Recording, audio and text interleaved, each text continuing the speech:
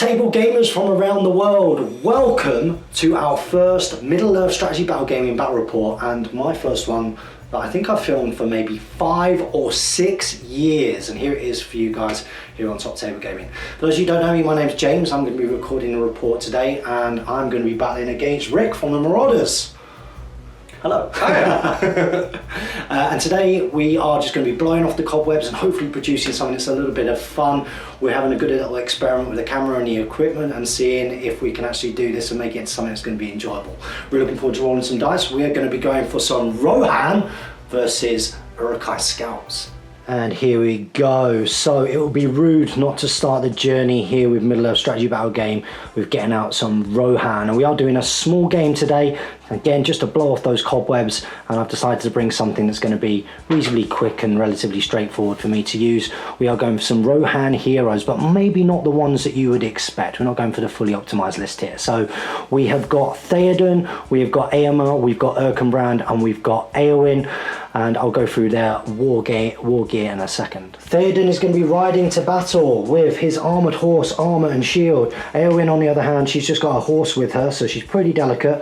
We've got Eomer with his armoured horse and shield, and Erkenbrand with his horse. Of course, he's got that horn and a riddermark as well, which I don't think is going to make a difference in this battle report.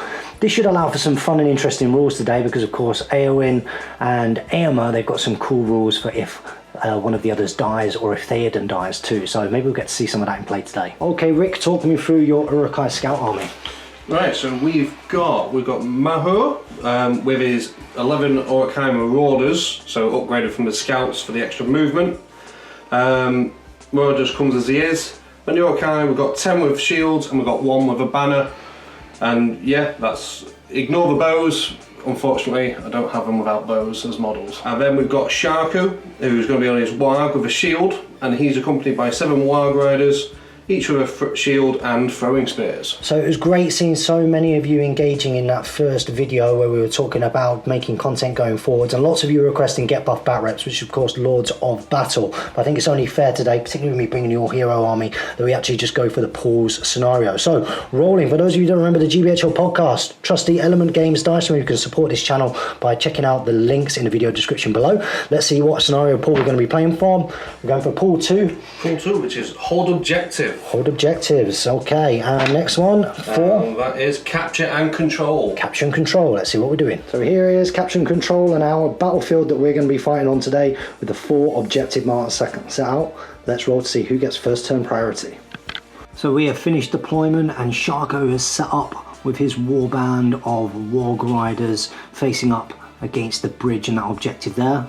Meanwhile, Erkenbrand has started the game in contact with the objective marker in the back ranks of the Rohirrim generals, whilst King Theoden and his mighty niece and nephew have set up on the opposite side of the river facing off against Malheur and his scouts, who, as you can see, are bearing down on the objective on that left flank of the battlefield. So here we go for the first Middle-earth SBG battle report. I'm filming here on Top Table Gaming. Let's roll for turn 1 priority. We're here rolling the Ardacon dice first of all, and the Rohirrim get a 1 strong start.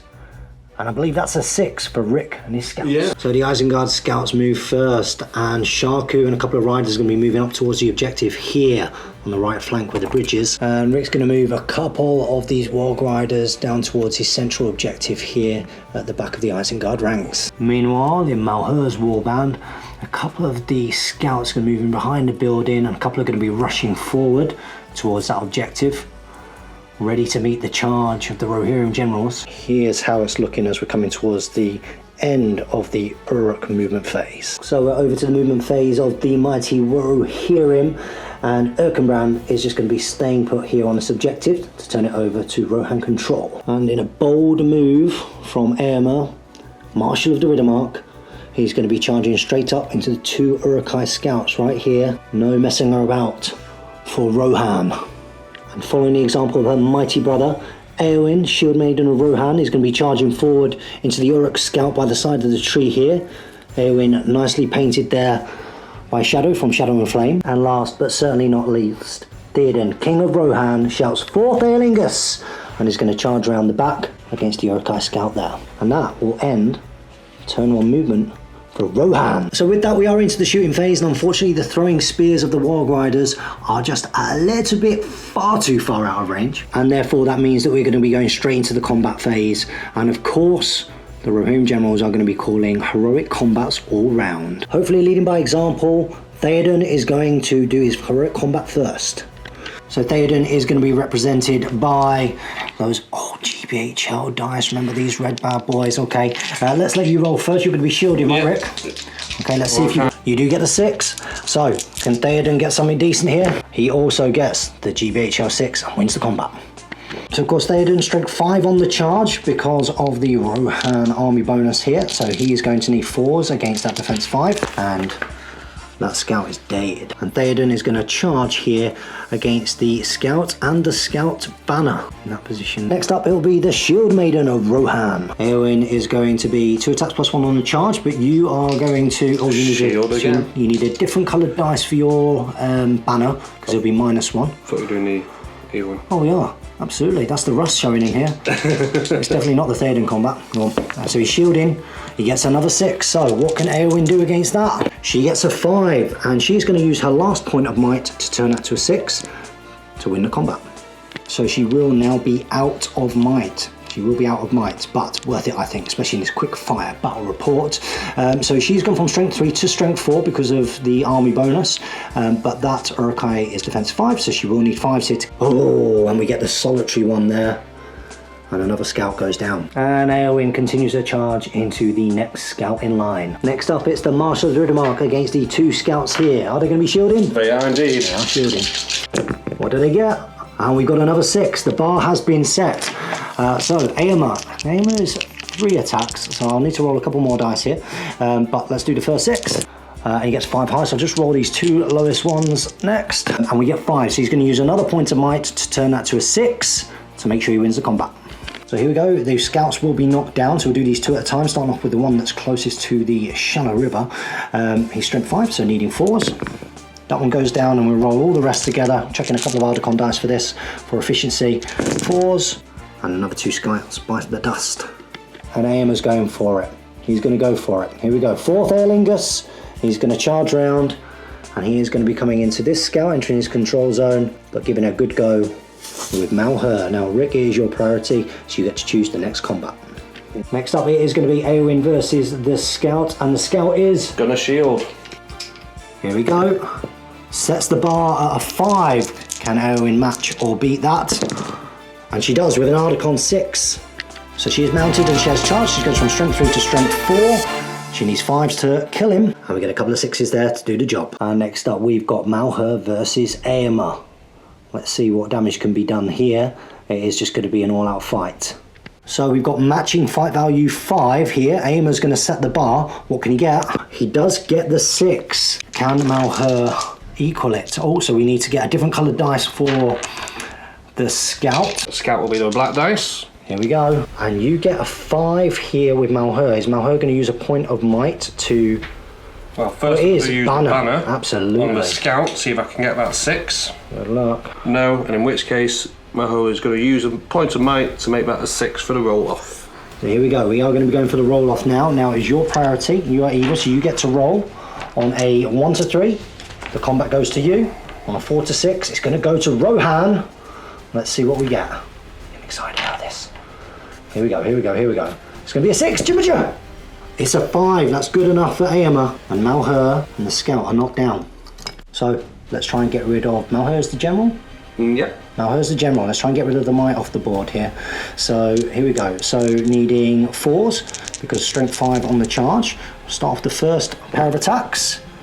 It's 2 wounds. So you're going to take 1 wound. I'm guessing you're going to have to roll the fate to see if Malher survives. He does have... Passes it. He passes it. So here we go. The next pair of attacks. And here these go through.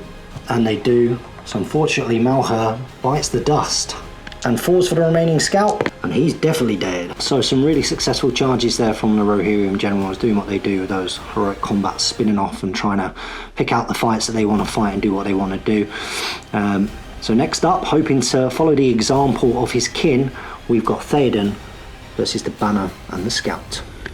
So the black one is going to be the Uruk-hai banner, and then the yellow one is going to be the normal scout. There we go. So we've got a 5 highest. So Theoden, 3 dice on the charge here, I believe. Gets the 6, relentless. So obviously we're going to prioritise that banner first of all.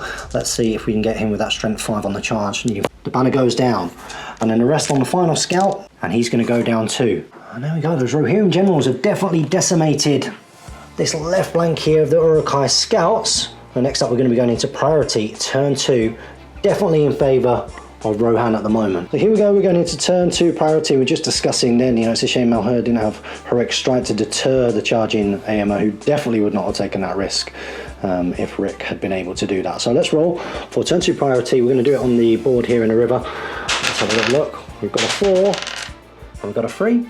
So it's going to go to Rohan. Also, as excited as we're getting, it's worth pointing out that because at the end of the turn, Shaku and his warband are in contact with that objective there, that is currently being held by the Uruk-hai, as is this one back here. And meanwhile over here, Erkenbrand has got this one, and what we're going to do is we're going to turn that so it's the other way, just so that we know for now. So filled with bloodlust, AMO is going to charge round the back of the 2 Uruk-hai Scouts here, leaving 1 for his uncle, King of Rohan. And Eowyn is just going to move into contact with the objective here, mustn't lose sight of those. And mindful that he's out on his own in the open there, Erkenbrand has retreated from Shaku and his wargs at the bridge. So Shaku and his wargs are moving down off the bridge towards Erkenbrand's objective, and then meanwhile, in the centre of the board, we've got a warg rider entering the shallow water to take the one in the centre. So even though the Uruk-hai Scouts have taken a little bit of a battering over here on the left flank, they could definitely still win just on the objective game alone. So at the end of the movement phases, there will be no shooting, so we're going to go straight into combat, and we're starting off with AMO Marshal's Riddermark against the 2 Uruk-hai Scouts. So Rick, you've got your scout shield in. Yeah. Absolutely, I hope it works out from this time. There's a 6. He's got a mighty 6. What can AMO do? What can Orcs and Uruk-hai do against such reckless hate?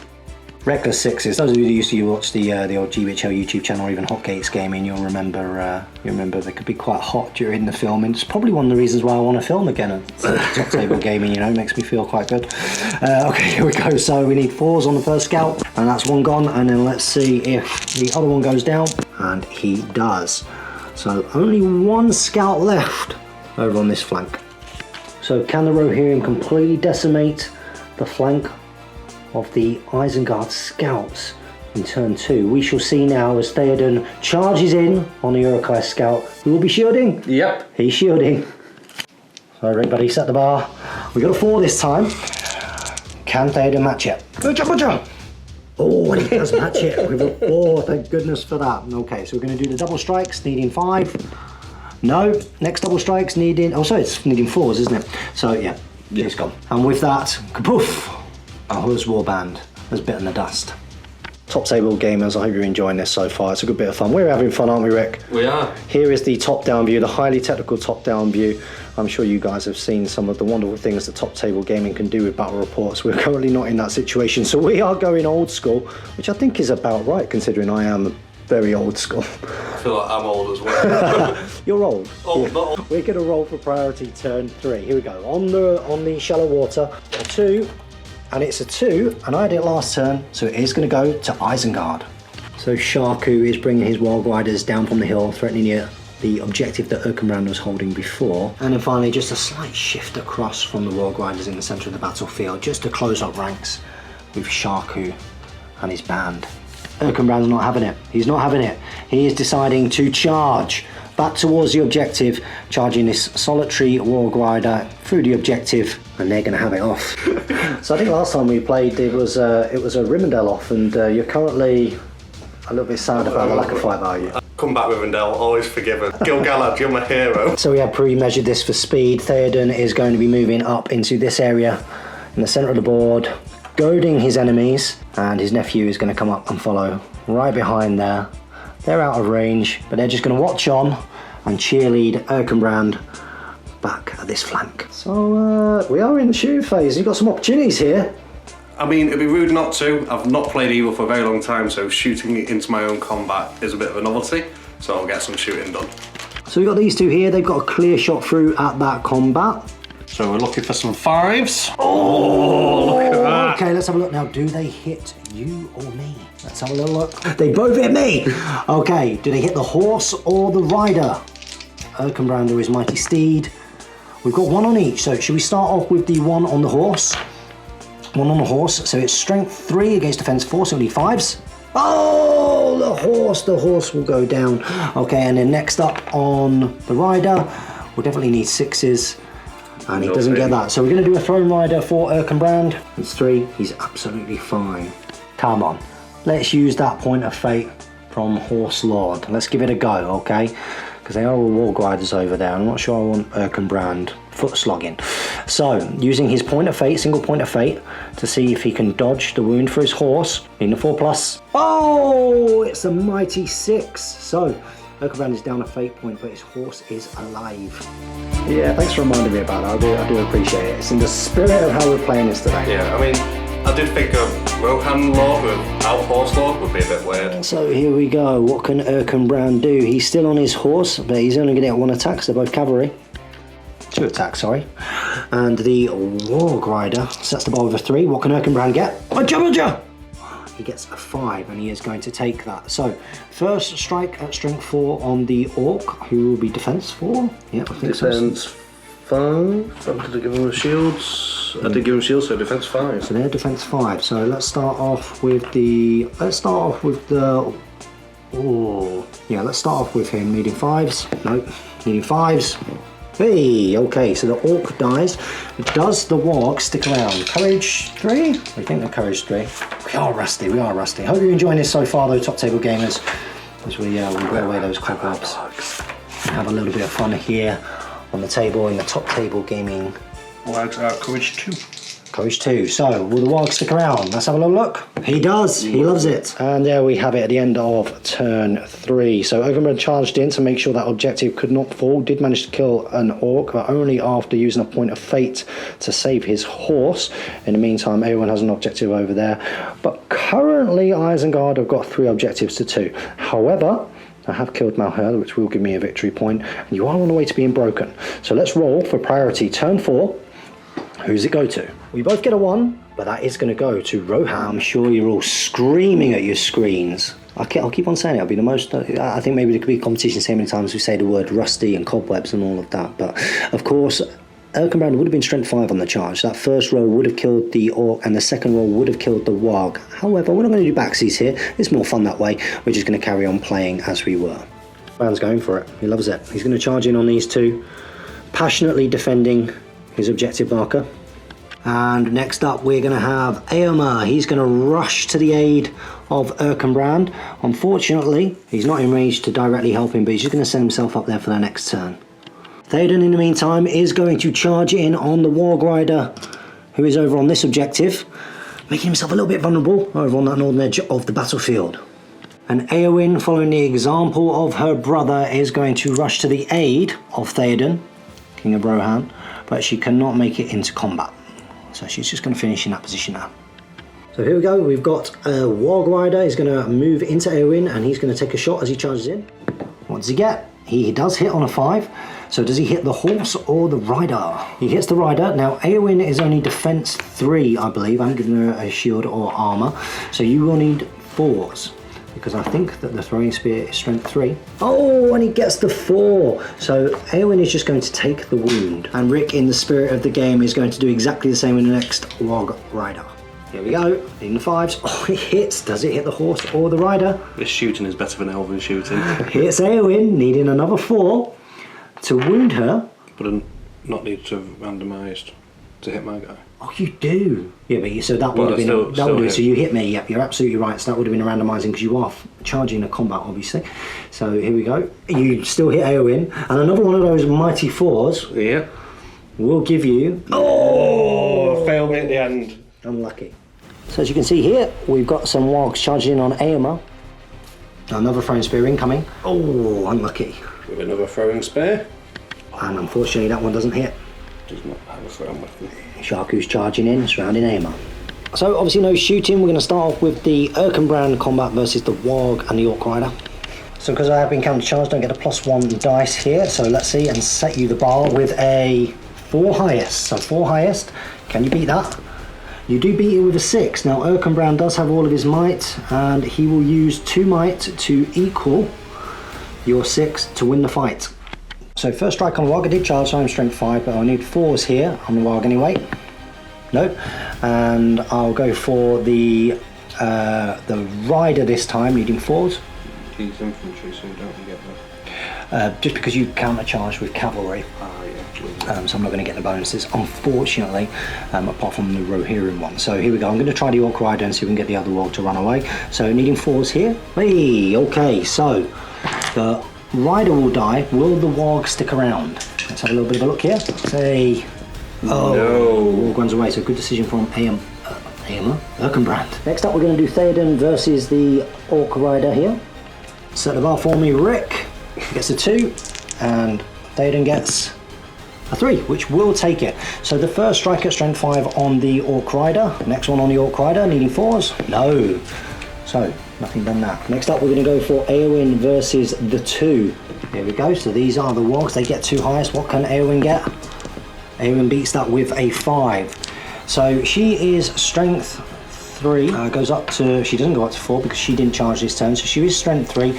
So she is just going to go for the Orc. So on the first Orc, the one which is furthest away, it's a 2 and needing a 5. No, so the Warg Riders survive. And finally, we have Sharku and 2 versus Eomer. So I'm going to set the bar for you here. I'll see if I can set the bar. I'm just putting 3 dice here. Oh, and he gets a 3 highest. It's not great from Eomer. So, which colour dice are Sharku? Is going to be on the yellow dice, and the Warg Riders are going to be on the black dice. Be good for you here. Oh, and you do get a 6, and there's nothing that Eomer can do about that because he's only got 2 might left. So, Eomer is going to be trapped. What would you like to do? Sharku will hit Theoden. So we've got the Warg Riders are going to attack the horse first of all. So they've got 4 dice. It is an armoured horse, so they will still need 5s. Wow, and they've got 2 there, and I'm going to let the horse die. On Eomer. Here we go. So we've got Sharku is going to be hitting defense 7 Eomer. So he will need 6s. He does get 1, and Eomer is going to take the wound. Oh, you didn't kill one more, did you? Didn't kill one more, so you are not broken this turn. Well, you've been broken until the start of next turn anyway. But Eomer survives. I'm actually quite happy about that because it might give me a chance to go and nick these objectives as we come into what will probably be the last 1 or 2 turns of the game. Let's roll. Well, next turn priority. Who's it going to go to? And it's going to go to Rohan. Uruk-hai is going to carry on his furious... I say that, he's not going to carry on his furious assault. So what's he going to do? Yeah, carry on his furious assault here into the Warg, staying in base contact with the objective. Meanwhile, Eomer will charge in on the 2 chaps there. Mighty Theoden will charge over the objective marker and into that Warg Rider right there. And Eowyn's going to go for broke, and she's going to charge in against the 2 Warg Riders there. Okay, we'll go straight for a charge there, no throwing spears, we're going straight for the man flesh this time. So at this point, Uruk-hai is going to use his final point of might to call a heroic combat. So you're going to set the bar for me here. You do roll a 4. What can Uruk-hai get? He gets a 5 and he is going to take it. So, strength 5 on the charge, the Warg is defense 4. We're going to need 4s here to kill the Warg and carry on with our combat. No! Devastation. He doesn't do it. He can't try and save Eomer. Oh dear, oh dear. Okay, well, I'm going to save that one till last. Let's go for Theoden versus the single Warg Rider. Setting the bar. You get a 1, I'm going to win it. So I'm not even going to roll my dice. I hope you don't mind. 2 attacks from Theoden. I'm strength 5 on the charge, so needing 4s against the Rider. Oh, the battery's low. Kills the Rider. Do you want to do a courage test? Loves it. He loves it. And then the next one on the Warg. Oh, so the Warg sticks around. Doesn't die. And here we go. Finally, we have got Eowyn against the 2. Isengard sets the bar with a 4. What can Eowyn do? She gets a 4 and takes it on fight value. So she did charge, so she's up to strength 4. So she's going to go for the Wargs. Here we go. So going for the sorry, not for the Wargs, for the Orcs. And you're already broken, aren't you?